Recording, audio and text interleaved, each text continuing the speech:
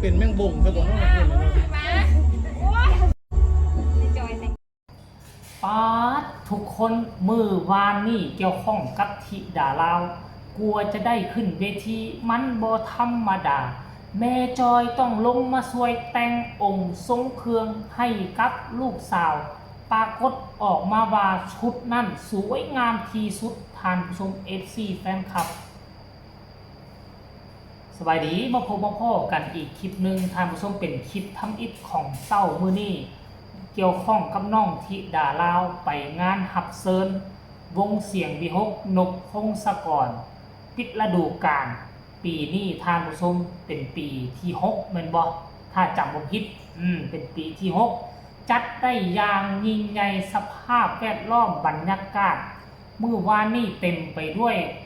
ความชื่นมื่นทานผู้ชมและบางกี้นี่หากจะพากันเต้ยล่าตอน7 โมงเช้าคุณทานผู้ชม FC แฟนคลับคือผู้ใดเข้าไปชมมือวานนี่พวกเจ้าจะได้เปรียบพวกเจ้าจะได้กำไรแน่นอน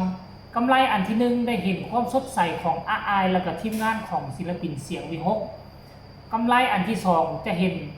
ศิลปินที่กำลังมีกระแสทั้ง2ฝากฟังแม่น้ำของใส่สุดลาวย่างขึ้นเวทีเนาะห้องเพลงของแม่ฮันนี่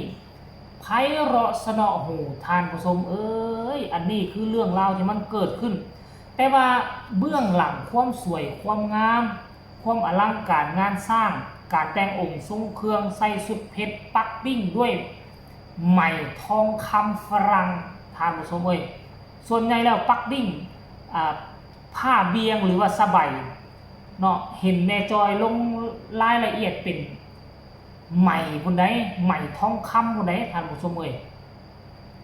แล้วก็ประดับประดาแม้แต่ทองคำมันนั่นนี่นะที่แม่จอยเอามามอบให้เอามาส่งให้ลูกสาวนะเพื่อจะเฮ็ดให้ลูกสาวเหลืองอารามอยู่บนเวทีอันทรงเกียรติอยู่บนเวทีอันยิ่งใหญ่ของหมอลำไทยแล้วก็ยังบ่แน่ใจว่าในอนาคตภายภาคหน้าที่ฤดูกาลเปิดฤดูกาลเพิ่นจะเชิญมาร่วมอีกตืมบ่ท่านผู้ชมอันนี้ถือว่าเป็นโอกาสอันยิ่งใหญ่ที่สุดของน้องธิดาลาวหลังจากแม่จอยช่วยแต่งองค์ทรงเครื่องให้แล้วลูกสาวธิดาลาวก็บ่ลืมบุญลืมคุณซื้อกระตาเนาะซื้อกระเช้าหรือว่ากระตาของขวัญมามอบให้แม่จอยก่อนขึ้นเวทีเลยนะทุกคนก่อนขึ้นเวทีเลยแม่จอยก็รับเอาด้วยความดีอกดีใจท่านผู้ชม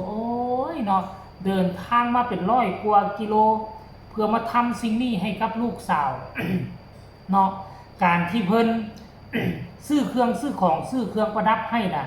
มันก็ถือว่าเป็นบุญเป็นวาสนาของน้องธิดาลาวแล้วแต่อันนี้เพิ่นเดินทางมาด้วยตนเอง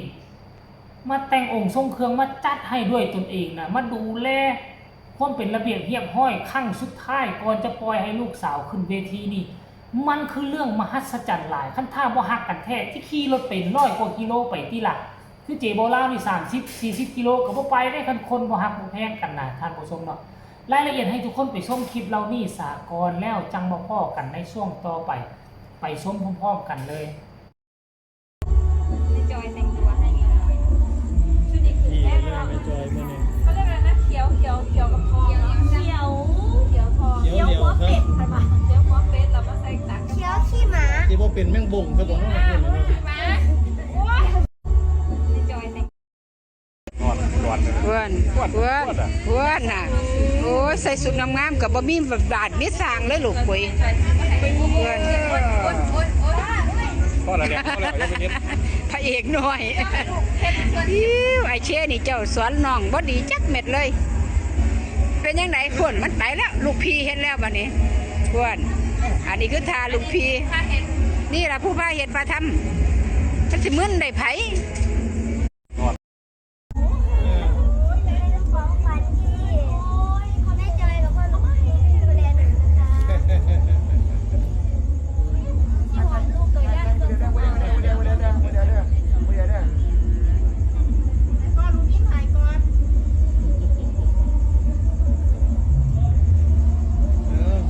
แม่จอยขอบคุณพ่อลูกบินที่เมตตาน้องธิดาลาวมาด้วยดีตลอดพ่อลูกบินแค่ระบอก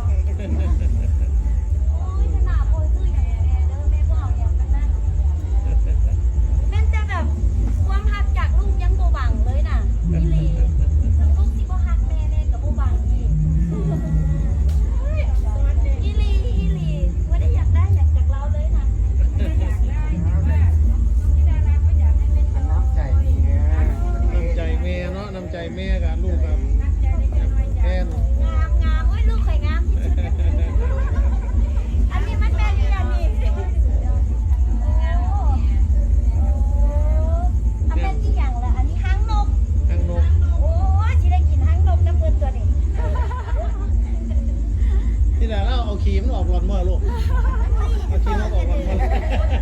ก็กระเด็นอันนี้แม่เอาไปมอบให้ลูกทั้งเม็ดนี้คืนได้บอก พอแล้วเนาะลูกให้แล้วกัน มากินข้าวไหม มากินข้าวกันทีนี้ มากินน้ำกันสนับไหมกิน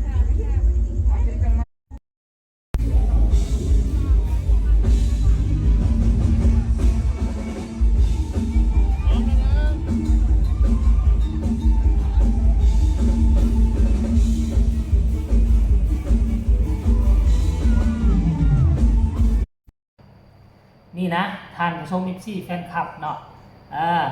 อันนี้คือภาพบรรยากาศสดๆที่มันเกิดขึ้นอยู่ที่ใกล้ๆกับเวทีใกล้ๆกับงานเมื่อวานนี่แหละนะศิลปินคนอื่นก็มี FC แฟนคลับไปเฮ็ดมาลงเฮ็ดมาไล่ช่วยดูแลนู่นนี่นั่นสำหรับน้องธิดาลาวเป็นศิลปินนอกจากวงเนาะถือว่าเป็นศิลปินรับเชิญก็ว่าได้ก็มีจุดหนึ่งที่ไปอยู่กับไปขอตั้งเต่ากับเพื่อนเศร้าบ้านที่ใกล้กับเวทีขอเช่าเพิ่นหน้าบ้านเนาะเศร้าเพิ่นเป็นบ่อนจอดรถจอดร้านเป็นบ่อนกินข้าวกินน้ำแล้วก็บ่ได้นอนนั่นดอกท่านผู้ชมว่าน้องธิดาลาวขึ้นเอาไว้แน่จักหน่อยนึงเนาะขึ้นเอาไว้แน่สำหรับเอ้ยอ้ายแล้วก็ขึ้นตอนเด็กๆพุ่นแหละเนาะเดี๋ยวคลิปต่อไปจะไปเฮ็ดอีกคลิปนึงเกี่ยวข้องกับอ้ายกับน้องธิดาลาวทีแรกก็คิดว่าจะได้ขึ้นร่วมกันเนาะแต่ว่าบ่ได้แค่ครับเชิญนี่ให้ขึ้นก่อนหลังจากนั้นก็เป็นเวลานาทีเป็นสคริปต์ของวงเขาเป็นทอดไปก็เลยเฮ็ดให้ที่ดาราก็ว่าอายบ่ได้ขึ้นเวทีร่วมกันแต่ว่าก็ได้พบได้พ้อกันอยู่นะเดี๋ยวเอาไว้คลิปหน้าเนาะท่านผู้ชมหลังจากที่ออกจากขั้นมากก็ไปนั่งเกี่ยมขึ้นเวทีได้บัดนี้ท่านผู้ชมเกี่ยมขึ้นเวทีกับหน้าตาสะสวย